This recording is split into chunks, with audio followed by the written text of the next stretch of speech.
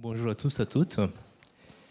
Merci pour les présentations précédentes qui a fait l'introduction pour notre partie aussi. Donc, on va parler de l'interaction mécanique sol-structure pour les pieux énergétiques, pour les structures énergétiques.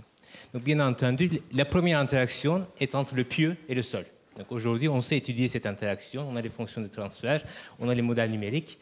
On sait étudier cette première interaction. Et la deuxième est entre les pieux et les structures. Quelle est l'incidence de ce changement thermique, cette variation thermique, sur les structures? Donc, dans le cadre du projet, nous avons développé un projet, une étude de benchmark, une étude de cas, pour étudier cette interaction. Donc, nous avons proposé plusieurs méthodes de calcul pour étudier cette interaction sol-structure. Donc, nous avons un pieu pour lequel on maîtrise le comportement mécanique. Une charge en tête, nous avons les résistances en pointe et le frottement latéral, alors que le changement thermique est une sollicitation interne. Donc on réchauffe, on refroidit le pieu, on génère les efforts, les sollicitations internes. Si notre pieu est bloqué, est libre en dilatation, on n'aura pas de contrainte dans le pieu, mais par contre la déformation va être maximale.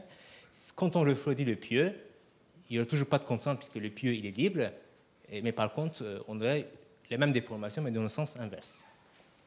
Alors que dans le cas extrême, cette fois-ci, on bloque notre pieu aux extrémités. On a les contraintes de compression maximale. C'est ce qu'on vient de voir. Pour un changement de 20 degrés, on avait 3,5 mégapascales de contraintes supplémentaires dans le pieu. On peut tout de suite dépasser la contrainte admissible du béton. Et en cas de refroidissement, on peut avoir une contrainte de traction. Donc, comme on disait tout à l'heure, dans certains cas, on n'équipe pas les pieux par les cages d'armature sur toute la hauteur, alors que ici, on peut être obligé d'équiper puisqu'on va générer des contraintes de traction dans les pieux. Donc ici, je vais vous présenter un exemple.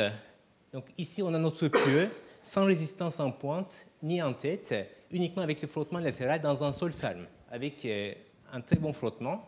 C'est ce qu'on va voir, qu'aux extrémités, il n'y aura pas de contrainte, alors que la contrainte maximale sera au milieu. Avec les déformations empêchées tout au long du fil, on va avoir les déformations maximales aux extrémités et plus faibles au milieu du pieu.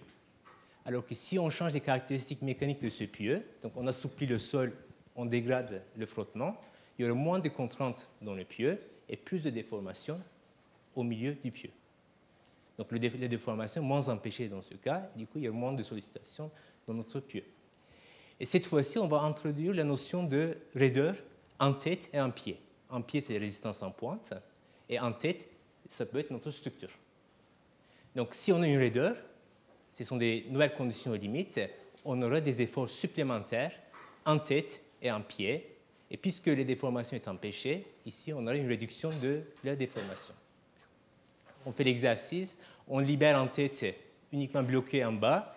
Donc, on aura plus de déformations en tête, mais moins d'efforts, moins de contraintes. Par contre, on va développer plus de contraintes en pied. Dans le cas inverse, un pieu libre en pied, un pieu flottant, on n'aura pas de contrainte en pied, mais par contre une contrainte de compression élevée en tête. Dans le cas du refroidissement, ça serait complètement inverse de ce que je viens de présenter. On voit bien qu'effectivement, la présence de la structure peut impacter le comportement, l'interaction sol-pieu. Donc ça, c'est notre première interaction. Et deuxième interaction, c'est avec la structure. Donc on peut avoir un bâtiment fondé sur le pieu. Et les pieux peuvent se trouver sous le poteau, sous les voiles et sous les radiers. Donc chaque élément a une rigidité différente. Et chaque élément va se comporter différemment. Et le pieu aussi, il va se comporter différemment. On a des efforts qui sont complètement différents d'un pieu à l'autre, sachant que déjà initialement, on a une descente de charge qui est variable sur ces pieux. Alors comment on va étudier cette interaction? Donc on propose plusieurs approches possibles. Donc, l'approche la plus complète, c'est le modèle global. On n'a qu'à modéliser le bâtiment, on aurait les réponses, l'interaction sur la structure. Mais sachant que dans 90% des cas pour des bâtiments simples, on n'a pas de modèle numérique. On fait un calcul de descente de charge, on calcule les poteaux-poutres, on n'a pas besoin de faire un modèle numérique. Donc ça devient compliqué. Sinon, on peut calculer une matrice de rigidité pour les bâtiments et on peut l'injecter sur les têtes des pieux.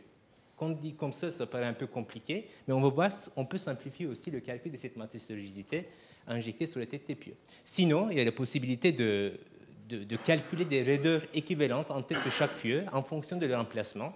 Si le pieu se trouve sous les voiles, on va avoir une raideur très élevée, donc on met une raideur très élevée. Si le pieu se trouve sous le radier, il y aura une raideur plus faible. Et on va étudier ces pieux indépendamment. Mais l'inconvénient, on n'arrive pas à maîtriser l'interaction entre les pieux équipés et non équipés. Parce qu'un pieu équipé peut engendrer des efforts sur les pieux non équipés et aussi sur les structures. Et troisième approche, c'est les méthodes forfaitaires, donc une approche en fourchette. Cette fois-ci, on étudie le pieu libre complètement, on détermine les déformations maximales. Ensuite, on étudie le pieu bloqué aux extrémités, on détermine les efforts maximaux. Ensuite, on injecte ces sollicitations dans les structures. Ici, j'ai pris une coupe pour représenter les problématiques. Ici, notre pieu avec des raideurs en tête et en pied. On connaît ces raideurs, mais par contre, on ne sait pas ce qui se passe en tête des pieux. Ici, on a des éléments qui sont plus raides. On peut mettre des ressorts pour représenter les différents étages du bâtiment, les voiles, les poteaux. Sous le radier, effectivement, tout de suite, on voit qu'il y a un problème. Il y a moins de résistance. Donc, ça veut dire qu'il y a plus de déformations sous le radier, alors que les déformations sont empêchées sous les voiles et sous les poteaux.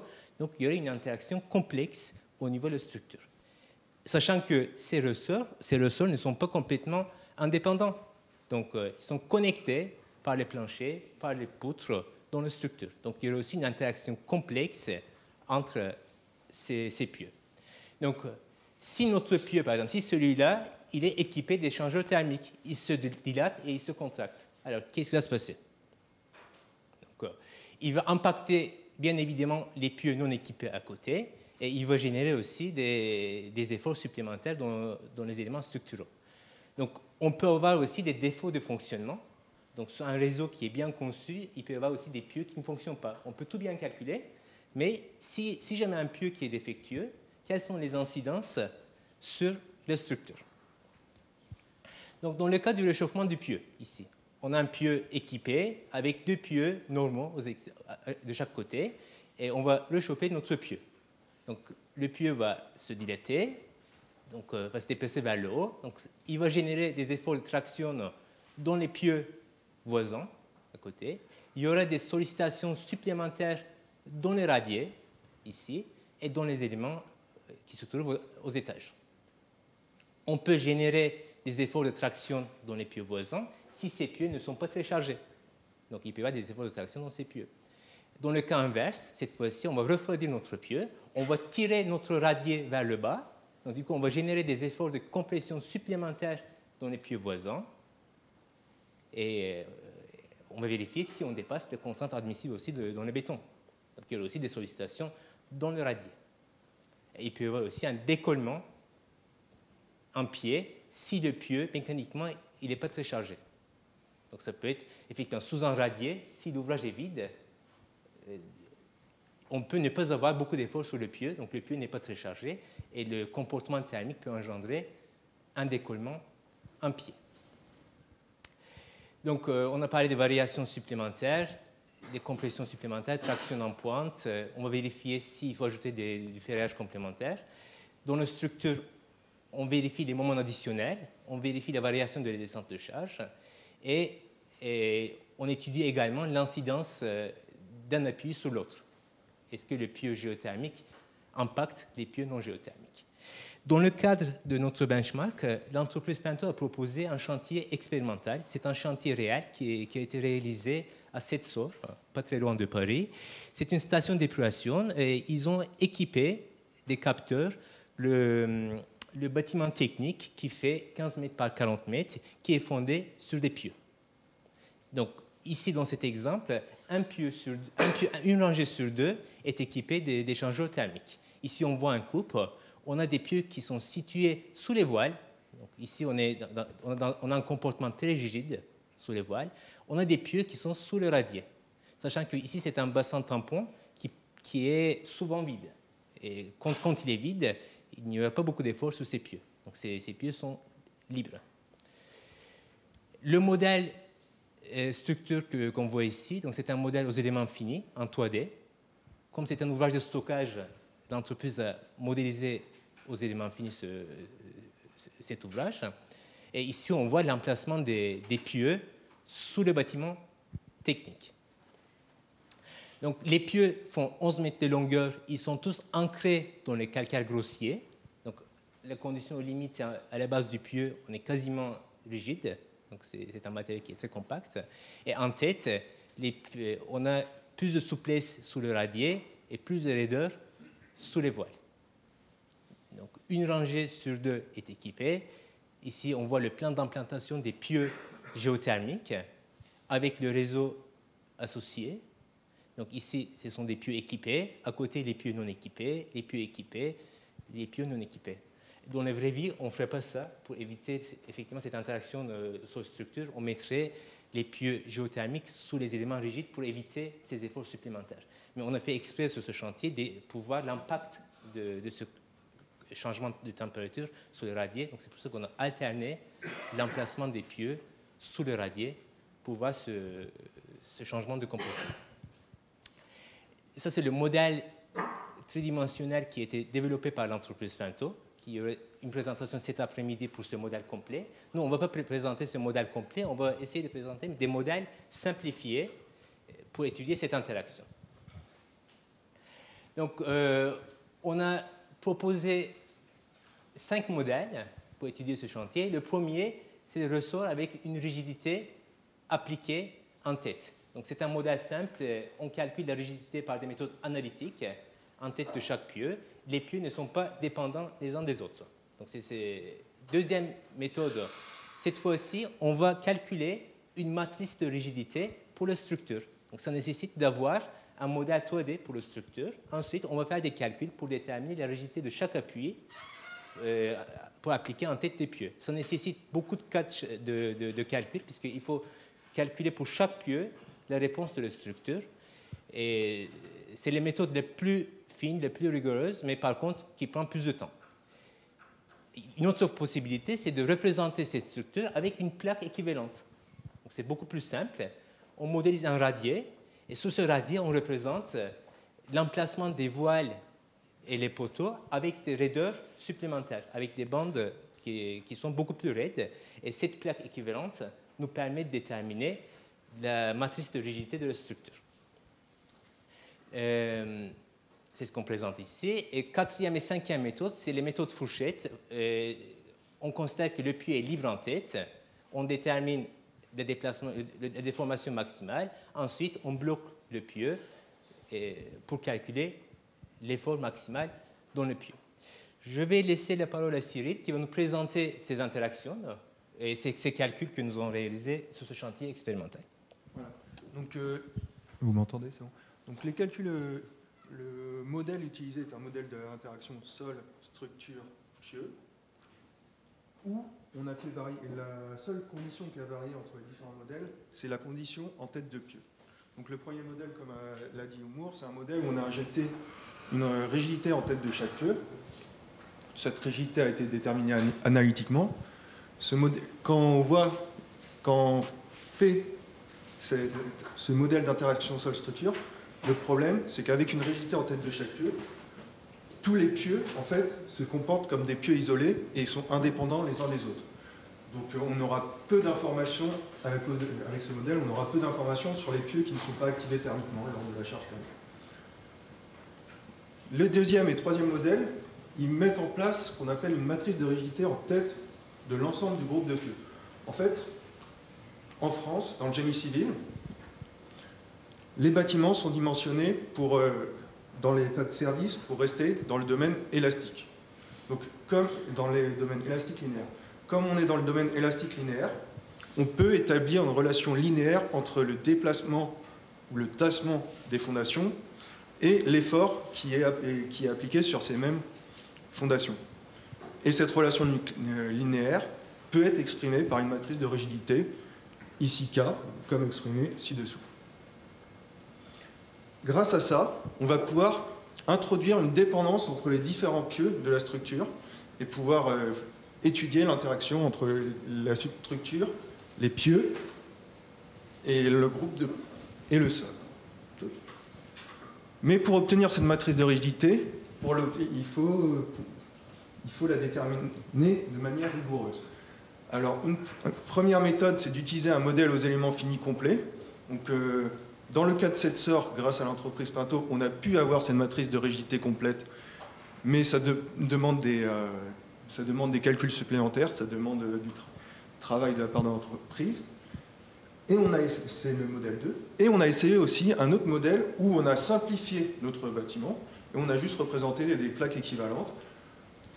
Et par un modèle de plaques de différentes épaisseurs, on a récupéré une matrice de rigidité simplifiée, beaucoup plus rapide à mettre en œuvre. Et les modèles 4 et 5 représentent les pieux où on a mis une rigidité soit nulle, c'est-à-dire libre en tête, soit infinie, c'est-à-dire bloquée en tête. Le modèle des pieux et de l'interaction sol-pieux a été déjà présenté précédemment par Julien Imbert. Donc je me contente juste de rappeler l'interaction sol-pieux. C'est des lois de type TZ classique, de type Franck-Esao. Et comme présenté précédemment, ces lois peuvent prendre en compte aussi des cycles de chargement et de déchargement. Donc là, par exemple, on voit l'évolution de l'interaction entre le contour du pieu et le sol en fonction de certains cycles de chargement et de déchargement. On a la même chose pour l'effort en pointe, à ceci près que l'effort en pointe n'est pas symétrique, on ne peut pas développer de traction en pointe d'un pieu.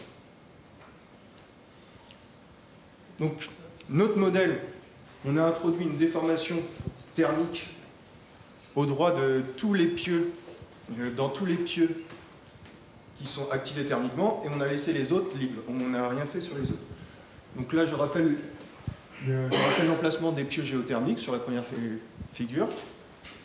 Et on va se concentrer sur deux sections du bâtiment. On va se concentrer sur ce qui se développe à la tête des pieux, sur deux sections du bâtiment. Une section sur sa partie nord, qui est sous un voile périphérique, donc qui est très rigide, et une section qui est principalement sous des dalles, donc qui est beaucoup plus souple. On a activé tous les pieux thermiquement avec une température de 10 degrés, et on obtient ces résultats-là pour les différents modèles, pour les différentes conditions en tête proposées. Donc ce qu'on voit, c'est que entre les deux sections, entre la section rigide et la section souple, l'effort en tête supplémentaire, je ne prends pas en compte le chargement sous poids propre qui a été appliqué précédemment, l'effort supplémentaire est beaucoup plus faible dans la section souple que dans la section rigide, ce qui est, somme toute, logique, vu que la structure résiste moins et développe moins d'efforts. Ce qu'on voit aussi, c'est que nos deux modèles avec une matrice de rigidité en tête, le modèle 2 et 3 ici, donnent des courbes qui sont très similaires, voire quasiment identiques. Donc on a déjà une bonne approximation de la matrice de rigidité. La matrice de rigidité simplifiée donne les mêmes résultats qu'une matrice de rigidité plus complexe pour les efforts-actions. La dernière remarque, et la plus importante à mon sens, c'est qu'un modèle avec juste des ressorts en tête, qu'ils soient avec juste des pieux libres ou des pieux bloqués, ou juste des ressorts avec une rigidité apposée en tête, ne permet pas de qualifier, ne permet pas de voir ce qui se passe dans les pieux qui n'ont pas été chauffés. Parce que là, ce qu'on voit avec les modèles 2 et 3, c'est que un pieu sur deux est activé, et l'autre pieu qui n'est pas chauffé développe quand même une traction en tête, une traction due à la compression imposée par les pieux chauffés thermiquement. Et ça, si on met juste des ressorts en tête, on ne le verra pas. Quand on regarde les déplacements, on voit des résultats similaires. À ce qui près que c'est inversé, la section souple se déplace plus. Les déplacements en tête de pieux de la section souple sont plus importants, et les déplacements de la section rigide sont moins importants. Les modèles où il y a des ressorts en tête, par définition, donnent un déplacement nul en tête des pieux normaux, des pieux qui n'ont pas été chargés thermiquement. Alors qu'avec une matrice de rigidité, on voit que les pieux qui ne sont pas chauffés se soulèvent par entraînement par la structure, par entraînement, et là on voit intervenir l'effet de la rigidité de la structure. Dans la section souple, cet entraînement, le déplacement des pieux normaux est beaucoup plus faible, et dans la section rigide, le déplacement en tête des pieux normaux suit quasiment les autres pieux. Ce qui fait qu'on a une interaction très forte au niveau de ces sections entre la structure et les pieux. Et de plus, là, on voit comment apparaître une limite du modèle de plaque simplifiée entre les courbes 2 et 3. C'est que sous un voile rigide, le modèle simplifié a tendance à donner une rigidité plus importante, car les tassements sont beaucoup plus continus pour notre matrice simplifiée. Si on veut faire un schéma de ce qui se passe quand on applique, dans le modèle, quand on applique une matrice de rigidité et ce qui devrait se passer normalement dans la structure, c'est quand on chauffe un pieu sur 2, eh bien, sous une section souple, les pieux chauffés se déforment et entraînent légèrement les pieux normaux, mais la déformation du radier qui est au-dessus est importante. Tandis que sous une section plus rigide, les pieux qui chauffent entraînent beaucoup plus fortement les pieux normaux, donc on a un déplacement beaucoup plus important, et la déformation du radier est moins importante. Et à ça est associée aussi une contrainte en tête de pieux supplémentaire beaucoup plus grande. Ainsi, avec le modèle présenté, on voit l'importance de considérer l'ensemble de la structure et une façon d'y arriver est la matrice de rigidité. Donc, en guise de récapitulatif du modèle proposé, il permet, comme le modèle de pieux simple proposé précédemment, de prendre en compte les cycles de chargement thermique au cours de la vie d'un pieu et de l'ouvrage. Il tient compte de l'interaction, il utilise une interaction de type TZ qui est l'interaction utilisée classiquement dans tous les modèles géotechniques. Et c'est là le plus important, il prend en compte l'effet global de la structure en utilisant une matrice de rigidité. Et cette matrice de rigidité permet quand même de diminuer par 2 sur nos résultats les efforts supplémentaires dans la structure que si on prenait des modèles avec des ressorts uniques. Cette matrice de rigidité, elle permet de diminuer les efforts et aussi de représenter l'entraînement de tous les pieux de la structure. Mais le problème, c'est de déterminer cette matrice de rigidité. C'est lourd. Un calcul 3D n'est pas toujours disponible. C'est pour ça que le modèle simplifié, on a vu ses limites, c'est-à-dire qu'il a tendance à augmenter la rigidité du bâtiment sous les voiles, mais il permet de donner des résultats à peu près cohérents. Il faut toutefois mentionner que si on a un modèle 3D, en plus, obtenir la matrice de rigidité est un acte relativement long, sauf sur quelques logiciels où il existe des possibilités de le faire automatiquement. Il faut le savoir, c'est ANSYS par exemple. Et c'est pour ça que utiliser une matrice simplifiée ou utiliser juste les bornes libres en tête ou bloquées en tête peut s'avérer des fois juste nécessaire. Mais quand on a des problèmes de sollicitation thermique trop importante ou que le bâtiment est beaucoup trop complexe, c'est-à-dire un enchaînement de complexe de voiles, de radiers épais, on peut malheureusement, pour avoir une bonne appréciation de la problématique thermique dans la structure, on ne peut pas, selon moi, se passer de la création d'un modèle 3D et de l'utilisation d'une matrice de rigidité ou d'un modèle complet si on veut utiliser les pieux dans la structure. Après, je vais passer la parole à vous pour finir. Deux petits mots. Bien que la création d'un modèle complet ou la création d'une matrice de rigidité soit complexe, ça peut permettre d'optimiser le projet, effectivement, si on cherche des pistes d'optimisation. Et surtout pour des raisons économiques, on va essayer de ne pas dépasser le coût initial du projet avec les géothermiques qui est ajouté dessus. Et avant de faire les calculs dans la conception, il faut avoir du bon sens. Donc, il ne faut pas placer des pieux énergétiques n'importe où, puisque on peut avoir des interactions amplifiées si les pieux se trouvent sur des éléments avec des contrastes de rigidité très variés. Donc ça, c'est un sujet important. On peut se contenter d'un calcul enveloppe, d'un calcul fourchette, si on maîtrise la notion de tassement différentiel, déplacement différentiel entre deux appuis. Par exemple, on peut parler pour une dalle portée 1/1000 de l'espacement entre les pieux, ou bien dans le cas d'un plancher champignon, on peut tout simplement on peut modéliser une plaque sans modéliser la structure pour déterminer les moments supplémentaires générés dans ce radier. Et concernant les parois géothermiques, aujourd'hui, le retour d'expérience n'est pas beaucoup est faible. Il y a encore beaucoup de travail à faire. Surtout, il faut regarder aussi l'inclinaison de poussée-butée quand il y a des changements thermiques et comment on amplifie les poussées et les butées de terre. Donc, c'est un sujet intéressant à creuser dans le futur. Merci beaucoup pour votre attention.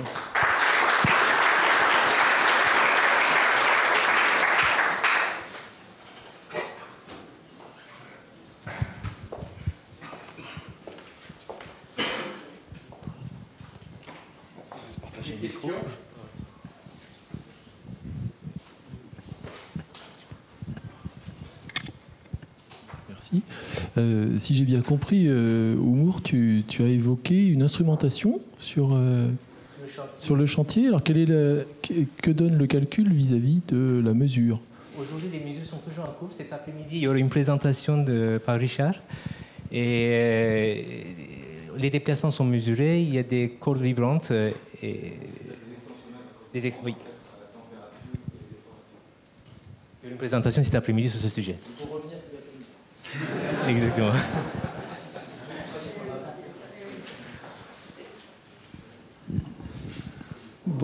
Bonjour, merci pour cet exposé magnifique. J'ai juste une question. Vous avez présenté une vue en coupe de l'ouvrage. Oui. L'ouvrage était sur un terrain magnifiquement homogène, sans aucun problème, sans aucune variabilité des propriétés de gauche à droite et de l'ouest à l'est. C'est-à-dire, quel est justement les... En plus, c'est sur des terrains en pente. Comment en avez-vous tenu compte dans vos calculs? Ça a été pris en compte dans les calculs?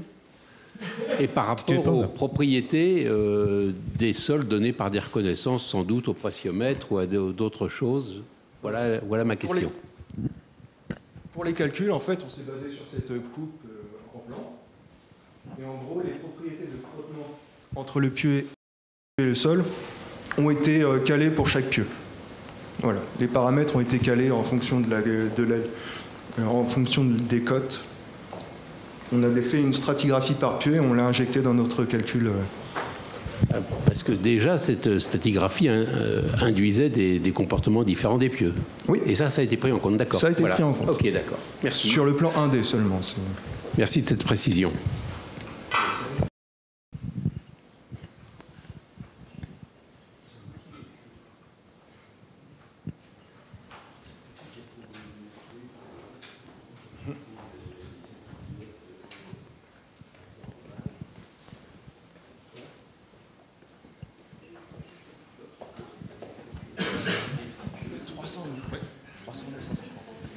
Bonjour, merci encore pour cette présentation très intéressante.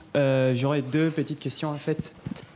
La première, ou si c'est trop technique, on pourra peut-être discuter après, mais c'était comment est-ce que vous avez défini dans l'approche simplifiée la rigidité de la structure? En fait, on a fait un modèle 2D de la structure en prenant des éléments de type plaque. Okay. D'épaisseur variable en fonction de si on était sous un voile ou pas. Ok. C'est tout. Ok, merci. Et la deuxième question, ça concerne en réalité plutôt le modèle en soi. Vous parlez d'interaction pieu, sol, structure, mais d'après ce que j'ai compris, en réalité, l'interaction, elle est plutôt... Clairement, on tient en compte l'interaction sol-pieu parce qu'on calcule la solution de tout par rapport à Franken-Zhao, etc., des lois qu'on connaît. Du coup, on considère la réponse de chaque pieu par rapport au sol qu'on a. Mais en vrai, après, l'interaction entre les différents pieux, on l'a parce que grâce au radier. Voilà. Rien que ça. Rien que ça. Après, c'est ce qu'on fait généralement pour dimensionner des structures. Ce qu'on peut utiliser dans la norme française, sans parler de pieux thermiques, généralement, ce qu'on utilise pour un ensemble de pieux, c'est on peut dégrader les modules de sol en fonction de la maille de pieux, et on dégrade les modules de sol et les frottements limites autour des pieux en fonction de l'écartement des pieux. On peut par exemple introduire ça dans le modèle. Mais c'est quelque chose de rajouté a posteriori, et le modèle ne le prend pas implicitement en compte. Ouais, ok. Parce qu'en fait, je vous pose cette question parce qu'en général, surtout dans le domaine des offshore, etc., il y a eu des modèles, notamment en facteur d'interaction, qui considéraient plutôt vraiment l'interaction entre un pieu, le sol et un pieu à côté, que du coup, ils ne nous donnent pas, quand on a un delta N dans un pieu, disons, moins de delta N dans l'autre, parce que qu'un pieu il va se déformer, même l'autre à côté, il va aller vers l'eau. Ah, parce qu'il va être...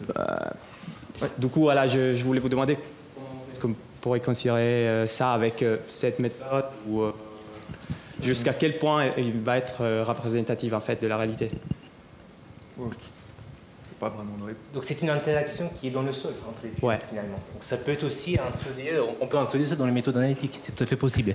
Comme on introduit une matrice de rigidité en tête qui permet de lier tous les pieux, il est possible d'introduire aussi une matrice dans le sol. Oui. Analytiquement, c'est possible. Oui. Effectivement, dans ce calcul, on ne s'est pas penché sur la problématique. Effectivement, un modèle global 3D, il permettrait de prendre en compte toutes ces interactions. C'est pas ce qu'on fera. Mais analytiquement, c'est possible aussi de lier tous ces pieux dans le sol horizontalement.